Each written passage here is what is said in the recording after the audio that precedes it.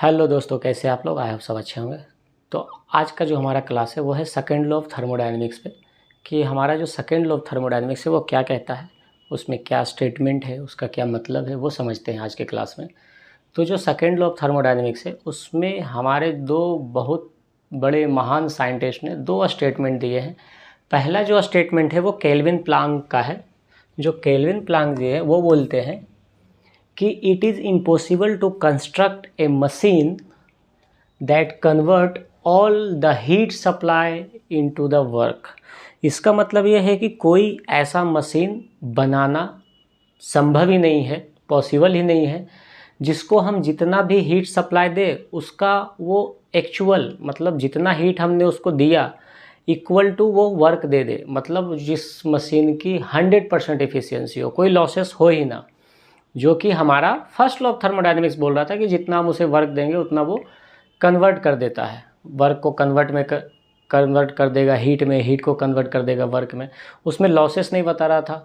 तो इसमें क्या है, लॉसेस बताना पड़ेगा। ये जो बता रहे हैं कि ऐसा कोई मशीन संभव ही नहीं है बनाना जो हमें 100% एफिशिएंसी दे। इट मीन्स कि जितना हम उसे हीट दे रहे हैं उतना ही वो हमें वर्क दे दे, या जितना हम उसे वर्क दे रहे हैं एक्चुअल उतना वो हमें 100% कन्वर्ट करके हीट में कन्वर्ट कर सके।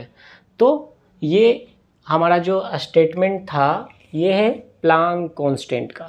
ये केल्विन प्लांक कांस्टेंट ने कहा है कि it is not possible to construct a machine to convert all heat supply into work.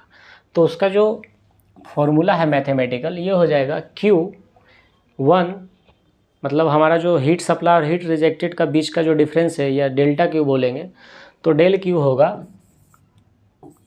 Del Q equal to work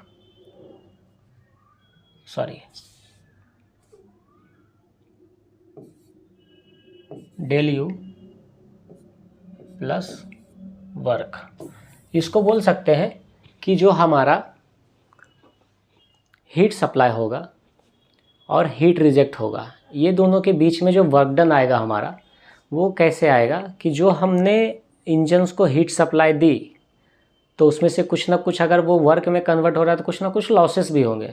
तो हम उसे लॉसेस भी ऐड करके चलेंगे कि जो हमें वर्क मिल रहा है उसमें कुछ ना कुछ हमें हीट लॉस भी हो रहा है। जो कन्वर्ट हो रहा है heat to work, work to heat, उसके बीच में हमारा जो Q2 है वो लॉसेस है, हीट रिजेक्टेड है। कि जो हम सिस्टम है हमारा या जो मशीन है या जो इंजन है उसको हमने हीट सप्लाई दिया, उसने वर्क में कन्वर्ट कर दिया उसको, और उस वर्क में कन्वर्ट करने में ये जो एनर्जी का कन्वर्जन है इसके बीच में कुछ ना कुछ लॉसेस होगा जिसको हम बोलेंगे Q2। तो वही हमने यहाँ लिखा है Q1 जो है वो heat supply of the system है या इंजन्स में जो हीट सप्लाई दे रहे हैं, और जो Q2 है वो हीट सिंक है, मतलब जो भी उससे लॉसेस हो रहे हैं इंजन से कन्वर्ट करते वक्त हीट को वर्क में, और जो W है वो वर्क है। और जो दूसरा स्टेटमेंट है सेकेंड लॉ ऑफ थर्मोडायनेमिक्स का, जो क्लासियस स्टेटमेंट के नाम से भी जाना जाता है, जो हमारे बहुत बड़े साइंटिस्ट थे क्लासियस, उन्होंने बताया कि जो हमारा हीट का फ्लो है वो क्या है, naturally high to low body की तरफ जाता है। मतलब जो हॉट हायर बॉडी होगा higher temperature to lower temperature, या बोल सकते हैं high heat to low heat की तरफ फ्लो करता है। जैसे अगर बाहर गर्मी है और हमारा बॉडी टेम्परेचर से ज़्यादा टेम्परेचर एटमॉस्फेयर का है तो हमें गर्मी लगेगी। अगर लोअर टेम्परेचर है एटमॉस्फेयर का हमारे बॉडी से तो हमें ठंडी लगेगी। यही कॉन्सेप्ट होता है हीट का। वो हमेशा क्या करता है, लो टू हाई में जाता है। जो हीट होगा वो लो टू हाई में होगा। तो स्टेटमेंट इनका ये था कि heat can not flow by itself from colder body to hotter body. मतलब जो नेचुरल फ्लो है हीट का तो वो उसके अपोजिट फ्लो नहीं हो सकता। मतलब वो कभी ऐसा नहीं हो सकता कि वो हाई टू लो के जगह लो टू हाई आ जाए अपने आप इटसेल्फ। उसके लिए हमें कुछ ना कुछ एक्सटर्नल वर्क या एक्सटर्नल फोर्स लगाना पड़ेगा, एक्सटर्नल इक्विपमेंट्स उसमें ऐड करने पड़ेगा। हमें कुछ ना कुछ उसके लिए एक्सटर्नल वर्क करना पड़ेगा जिससे हमारा body against to natural flow, natural flow उसका क्या है, हाई टू लो जाता है, पर हमें उसे लो टू हाई भेजना हो तो उसके लिए हमें कुछ ना कुछ एक्सटर्नल वर्क करना पड़ेगा। विदाउट एक्सटर्नल वर्क वो कभी ऐसा नहीं होगा, can not flow higher body lower body to higher body. तो ये हमारा था क्लासियस स्टेटमेंट, जो कह रहे थे कि हमारा जो हीट का फ्लो होता है वो हमेशा hot body to cold body जाता है, ऐसा नहीं हो सकता बिना किसी एक्सटर्नल वर्क का कि वो cold body to high body flow हो जाए।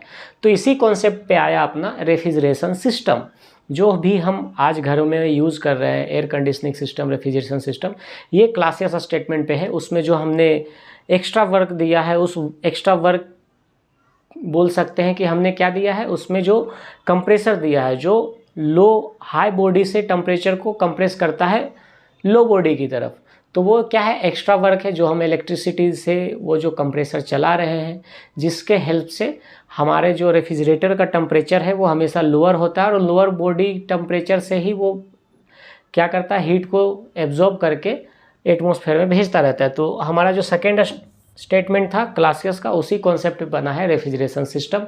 और फर्स्ट लो जो था वो उनका कहना ये था कि कोई ऐसी मशीन बनाई नहीं जा सकती जिसका 100% एफिशिएंसी हो। आई होप कि आपका ये जो सेकेंड लॉ ऑफ थर्मोडायनेमिक्स के अंदर ये जो 2 स्टेटमेंट है ये आपको समझ में आया होगा। मिलते हैं नेक्स्ट वीडियो में और जानते हैं इसका जो डेरिवेशंस है या इसका जो फॉर्मूला है, मैथमेटिकल कैलकुलेशन है, वो कैसे होता है और उसको कैसे डिराइव करेंगे। Thank you so much.